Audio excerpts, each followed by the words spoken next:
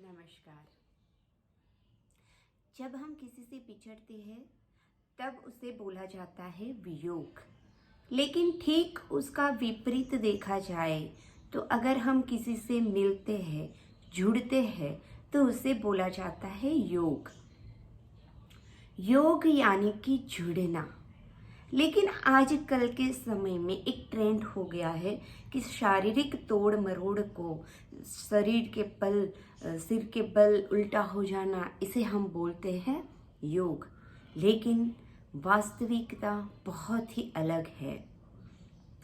अगर हमको योग को समझना है, योग में उतरना है, तो पहले हमें कुछ चीज़ें हैं जिनको बड़े ख्याल में ले लेना है, समझ लेना है। पहले हमें योग के 8 अंगों में उतरना पड़ेगा।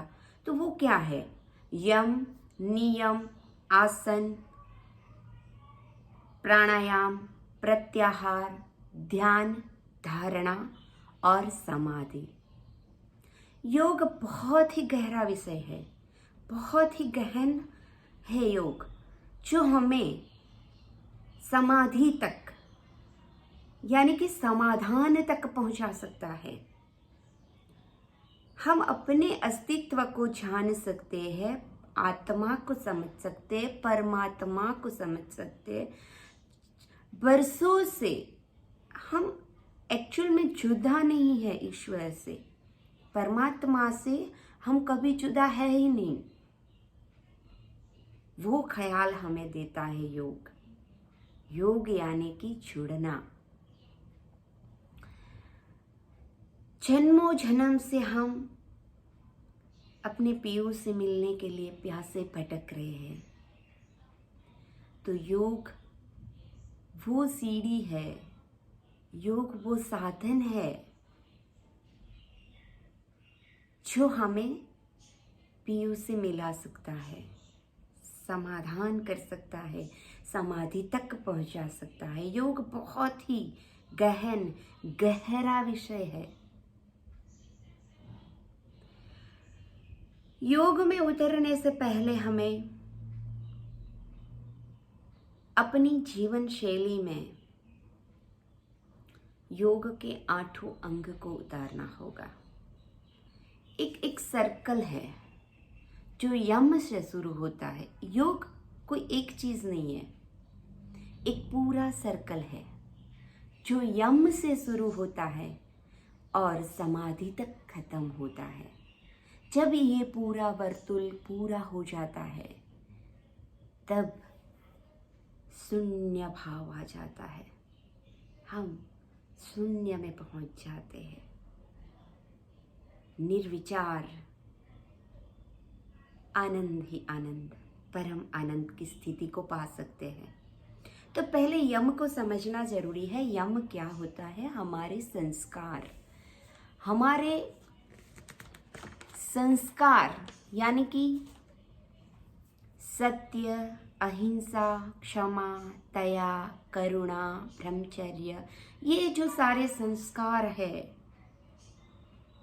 पहले हमें ध्यान से वो सारी बातों को समझ लेना पड़ेगा, अपने जीवन में उतार लेना पड़ेगा।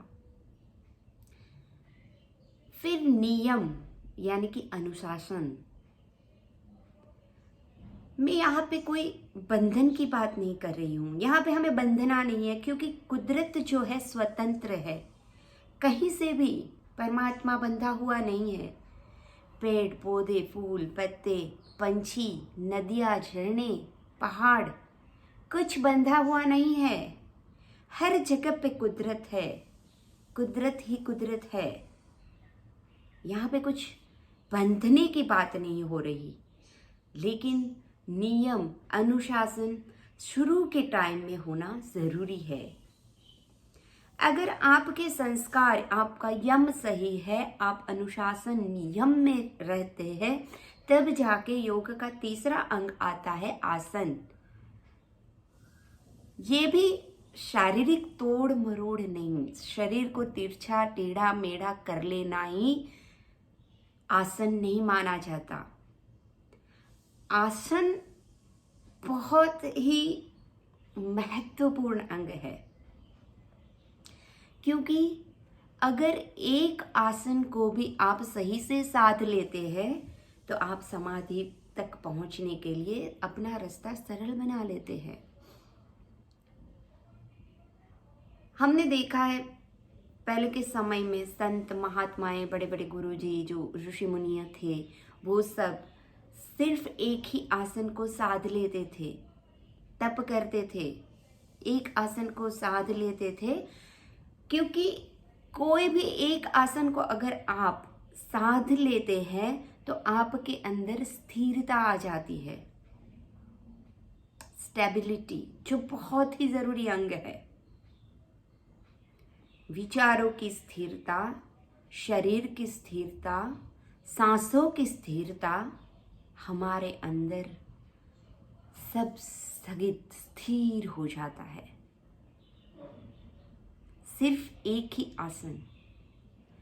वैसे पतंजलि में बहुत सारे आसन बताए गए हैं,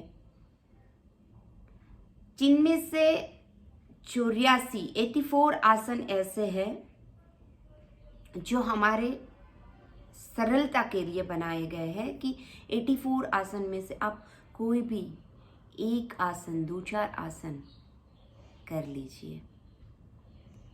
सिर्फ एक आसन अगर आप साध लेते हैं तो आप में स्थिरता घटित हो जाएगी।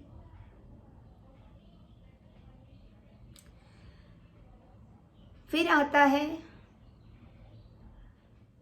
प्राणायाम। तो अगर स्थिरता घटित हो जाती है तो अपने आप ही सांसों पे काबू हो जाएगा। आप अपनी सांस को जान पाएंगे, समझ पाएंगे, आप देख पाएंगे, अपने आप प्राणायाम होने लगेगा।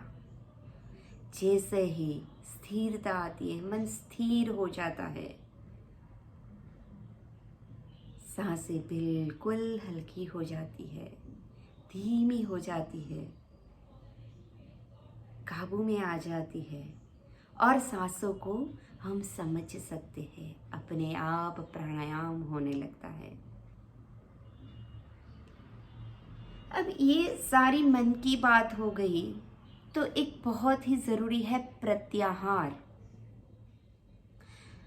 सिर्फ आहार नहीं, आहार के ऊपर तो हमें काम करना ही करना है, क्योंकि आजकल जो हमारा खान पान है वो हमें समाधि तक नहीं ले जा रहा, सीधे कब्र तक ले जा रहा है।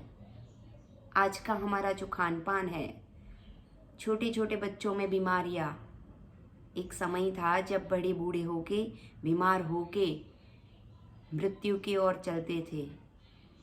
आज देखिए, उम्र का कोई रहा ही नहीं है।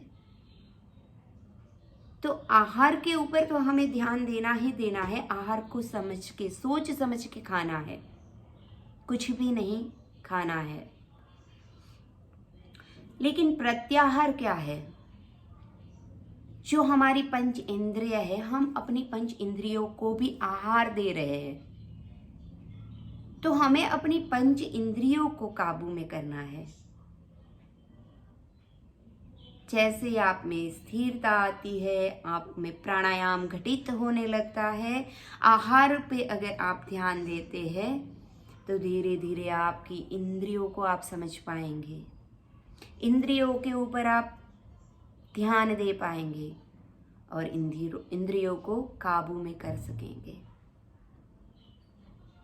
पंच इंद्रिय जो अभी बहिर्मुखी, बाहर की तरफ हमारी ऊर्जा भाग रही है, उससे हमें अंतर्मुखी करना है, अपनी अंदर की तरफ ऊर्जा को लाना है।